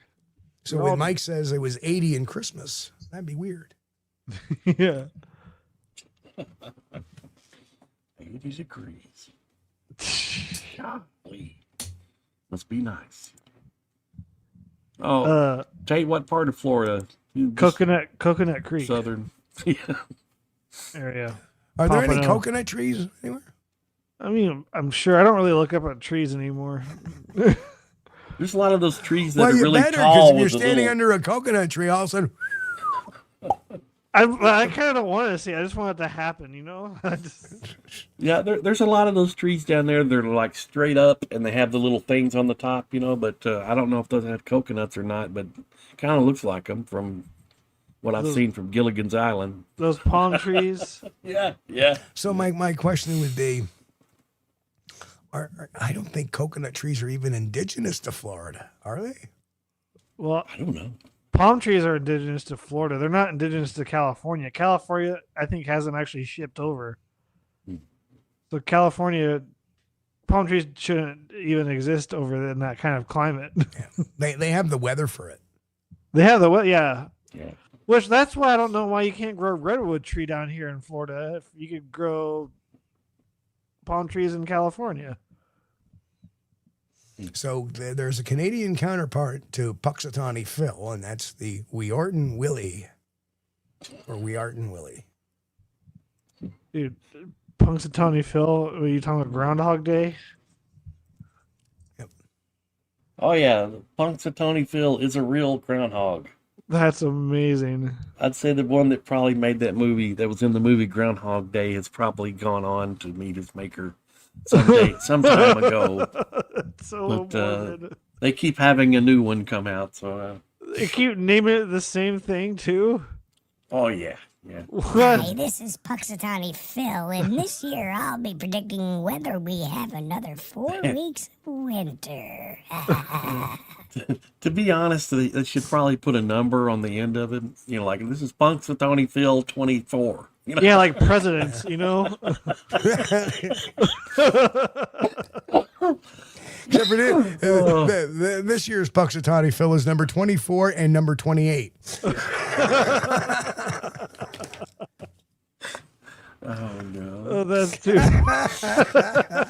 Oh, pronounced Wyaton Willie. Wyaton Willie.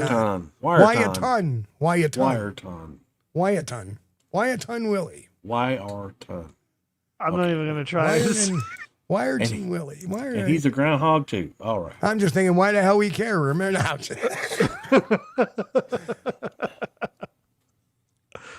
Oh man. Jesus. Jiminy crickets. Come on. Tell you have fun when you come on our show, though. The correct I tried answer. to. When someone asks you, when do you think spring will arrive? March 21st. That's when you need to answer. That's official. Yes. Yeah, But, that's when it'll arrive. Yeah. Whether the Don't weather, don't ask me because I don't know. Now, the weather, on the other hand, when it decides to become spring-like, that's a whole nother.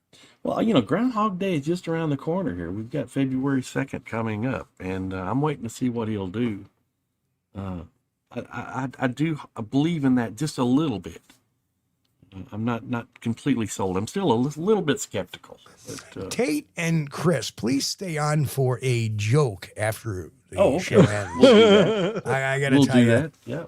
I don't want to tell this joke. It's not a racist joke or anything like that, but I just don't want to tell it because I don't want to offend anybody. Family friendly, yes. If you have to look around the room, then it's a questionable joke. Yeah, I would tell it. I don't.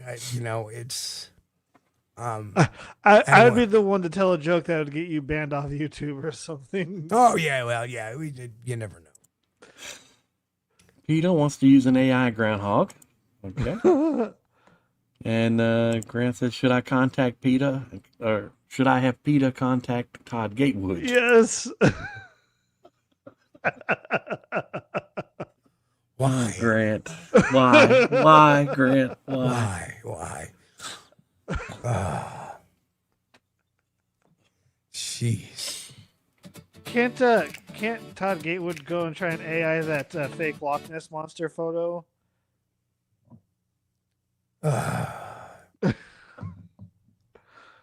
Let Scotland deal with him a little bit. Scotland won't put up with that malarkey. That's funny. That would be the word they would use too. Remember, I was there. Oh, I will say this, that when I was in Loch Ness, there was a group called the Puffin Dive Team. and a puffin is a bird very much like the penguin, right? So if you ever look up puffin, it looks like a penguin, except for it's got like these weird little bristles on their head, these orange bristles. Isn't Gatewood Irish or Scottish anyway? I haven't the slightest. I feel like it's one of I feel like it's either like it has to be a British descent or something. It sounds too fancy to be any other culture. Like, I don't know. It's not Australian. Well, you don't know. I mean, it's hard to say because a lot of people some of the people changed their last names to American versions. Like I knew a Schnellbacher, one of my coaches in high school. Schnellbacher was his last name. And in German, that means quick baker. Right? Moneymaker. Geldmacher. That was his original family name, Geldmacher. Wait, so Matt Moneymaker has to be related to that guy. Probably related. So anyway, I was in Scotland with the Puffin Dive Team. And I remember they were loading their equipment in there, and these guys are all former Royal Navy, most of them. Really, really cool guys. And the guy who was leading the team, former Royal Navy diver. Him and I are standing there on dock watching everybody loading equipment. They're loading the Didson radar into the boat. They're loading the scuba tanks and everything in there. Yeah. And I look up behind me and I notice that there's a hill and there's all sheep on the hill. I didn't notice those sheep too often. And he turns around. He goes, "Hi, yes, sheep. A fine animal and a fine companion." So I turned around. I go, "Well, what if you're allergic to wool?" The people around here, they've built a resistance to it. Just fight through the allergy. Oh, no. Oh, great. So, but I still have a joke for you guys when I get off. So anyway, let's wrap this show up and get out of here, guys. All right. Well, thanks everybody for hanging out with us. We want to thank Tate for coming back. Always a pleasure to have Tate Hieronymus on with us. And thanks you guys over in the chat for joining us. We appreciate you. Appreciate your comments. If it's your first time, I may have saw a couple of new ones in there. If it's your first time, make sure you subscribe to the channel. Smash the thumbs up button if you hadn't already. It really helps us out in the algorithm. Now, Steve and I know we have the greatest audience we could ever hope to have. And we are so humbled that you would choose to hang out with us. This is only possible because of you. Thank you guys. Be safe during the storm and take care of each other. See you next time. Hey, folks, and I want to thank Tate, first of all, for coming on and providing a lot of the content for tonight's show. It was very interesting talk and discussion. I'm really glad we kind of turned it into something that was constructive rather than destructive. Exactly. Which is a good thing. Mm-hmm. And, like I said, but we do, Chris is right, we do have the best audience in the world. We love you guys. And, we thank you for being here and hanging out with us. It's like being around a table with friends, and it's a good time. So, again, we got a lot of things on the schedule. We talked about it at the top of the show. No need to repeat that. But I want to wish everybody a happy and safe travel day, Snowmageddon. So if you don't have to go to work, don't go to work. It's going to be horrible. Tomorrow morning's going to be a mess.